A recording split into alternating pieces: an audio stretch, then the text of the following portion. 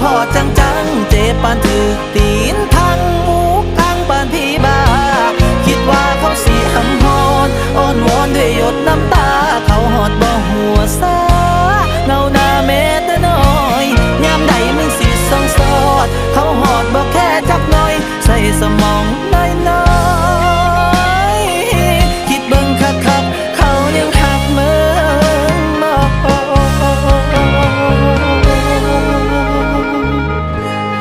คำว่าหักมันเกิดจากคนสองคนแต่ใจที่ทุกข์ทนมันเกิดจากคนสองเจอไอเจ็บแล้วสิจือสิเศร้าซื้อบื้อเศร้างมงายเศร้าเป็นควายให้เขาจูงจนมาเห็นกับตาจนพาใจมาเจ็บสีกบ่มีมองเย็บหัวใจที่ให้เจ้าเว้าก็เว้าบ่ได้จนมาพอจังๆเจ็บปานถือตี